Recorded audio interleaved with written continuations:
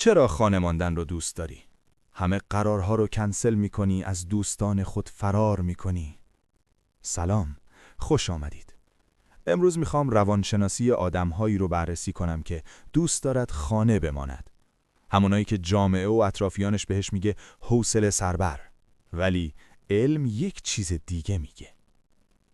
داستان اینه، برونگراها کنار آدم‌ها شارژ میشه. انرژیشون از شلوغی، حرکت و هیاهو میآید. ولی درونگراها و کسایی که تنهایی رو ترجیح میدهد توی سکوت شارژ میشه. هر تعامل اجتماعی حتی اگر سرگرم کننده هم باشه کم کم باتریشون رو خالی میکنه و خونه تنها جایی است که واقعاً براشون کار میکنه. بعضی‌ها برای اینکه حالشون خوب باشه به تحریک و هیجان بیشتری نیاز دارد. بعضی‌ها کمتر. این تنبلی یا ترس نیست، فقط نحوه سیمکشی سیستم عصبی افراد متفاوت است. اما قضیه فقط درونگرایی نیست.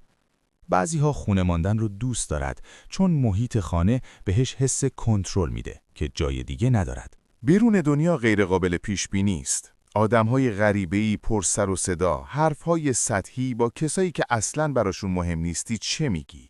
اما در خانه تو نور، صدا و حال و هوا را کنترل می‌کنی. برای آدم‌های مضطرب و حساس این کنترل یک نیاز است.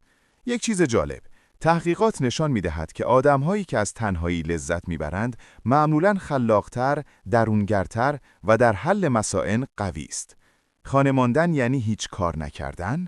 نه، خیلی وقتها بهترین ایده ها از همون جاها می آید. توی یک گوشه ساکت و آرام با یک کتاب یا یک فکر عمیق. بیایید صادق باشیم. جامعه همیشه بیرون بودن را رمانتیک نشان می دهد. البته بعضی ها به دلایل تاریکتر خانه می مانند.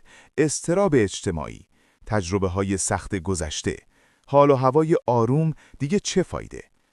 خونه هم پناهگاه هم قفس. اما کسایی که عاشق خانه ماندن است چیزی رو از دست نمی دهد.